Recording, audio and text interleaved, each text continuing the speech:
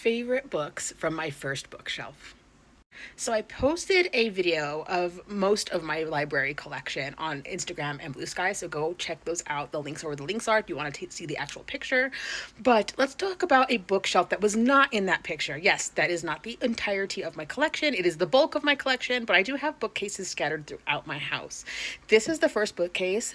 All of my books are arranged in order of author last name from A to Z. Let me show you some of my favorite books from my first bookshelf. Okay, here she is. This is my first bookshelf. I just have tabs and bookmarks and things of that nature in this little hanging thing here. Up there is my Joe Abercrombie collection. I'm getting more of his books, so I'm not 100% sure that's going to stay the way it is, but I digress. Let's talk about some of my favorite books on the first bookcase.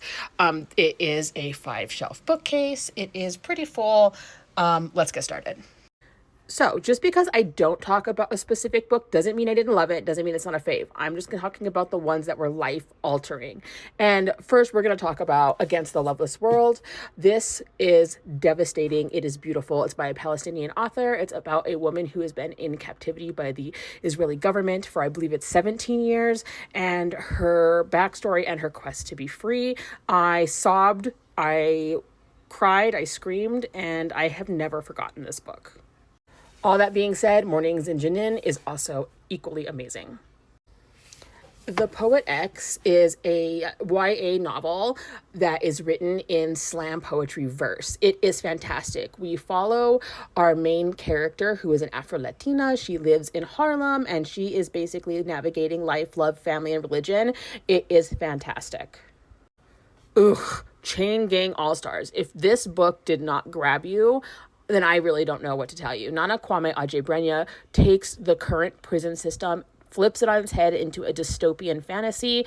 And when I tell you this book is harrowing, it is fantastic. We have a sapphic romance. We have the capitalization of the prison system. We have gladiator warfare. It is absolutely mesmerizing. Now, as far as horror goes, Brother by Ania Alborn is one of those books where the ending was just such a twist that I've never forgotten it. This book, definitely check your triggers, is the dread, literally, is just seeping out of this book. Read it. Bless Me Ultima is probably one of my top 5 favorite books of my entire life, my entire 42 years. I will never, ever, ever forget this book. I've read it no less than 50 times. It's fantastic. And if you haven't read it, I highly recommend. Rodolfo Anaya was a local artist, professor, and author to where I live. So this is set in New Mexico. It is fantastic. We've got witches, we've got healers. It is a Mexican inspired. I really, really loved this. Mona Awad is literally that author for me. These books, you either hate them or you love them. There's no denying that. I love them. I feel like she wrote them for me. I have never been so seen in my life until I read All's Well, which is a description of chronic pain and disability. I swear to you, I felt every inch of this character the entire time I read this book. As you can see, I ate these books up. Highly recommend if you're into weird and twisty. Oh, this is getting long. We only on the second shelf. I need to be more selective here. A Place to Stand. It is a memoir by Jimmy Santiago Baca. This is a local to me author. He is Mexican and Apache, and this is a self-told story about his childhood as an orphan where his family did not want him, his rise into a life of crime and poverty, and his eventual incarceration for a crime he did not commit, where he used the prison system in order to become literate and come out the other side as a award-winning poet and author. Fantastic. You need to read it. Okay, this is cheating because this book doesn't come out until April in the United States, but this is Bat Eater and Other Names for Cora Zhang by Kylie Lee Baker. This is a gothic horror novel set in the time of COVID that talks about all the discrimination that the Asian American community went through. It also is a paranormal horror. It is gory. It is interesting. And this was probably one of the best books I read in 2023. So when this comes out in April, please go get it. I don't have a specific book I want to talk about on the third shelf, but I will say that Robert Jackson Bennett is one of my all-time favorite auto-buy authors. Definitely read his stuff. The Foundryside trilogy is fantastic. It is a blend of sci-fi and fantasy with a sapphic romance.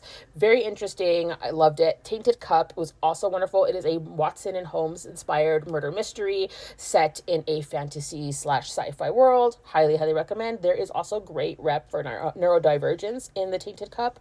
Highly, highly recommend. A Drop of Corruption is coming out soon in April, and it is the second book, the follow-up to The Tainted Cup. I want to talk about We Are Owed by Ariana Brown. This is a novel that is written by a Afro-Latina who feels a real separation and anti-Blackness in the Mexican community. She doesn't feel accepted, and these are a series of poems that tackle anti-Blackness in the Mexican community, and I highly, highly recommend you read it. On the very last shelf, Brahm,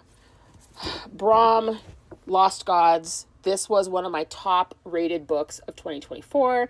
I loved this. It is a dark and grisly fantasy world where a guy named Chad has to take a harrowing trip through purgatory in order to save his wife and his unborn child. It is amazing. The characters in this novel are absolutely stunning. There is art, if I can get to it. There we go. There's art in these books because Brahm at his core is an artist. And when I tell you, these characters, this book is so good. Very dark. Check your triggers. What can I say except thank you, Octavia? I love Octavia Butler. Honestly, I could pull any one of these books off the shelf. Granted, I have not read these three yet. But I could pull any of these books off the shelf and it would be one of the best books you've ever read in your life. Like, there's no missing. Octavia E. Butler is that sci-fi queen. We love her. We read her. I'm going to finish her backlog this year. Highly, highly recommend. Please give her a shot.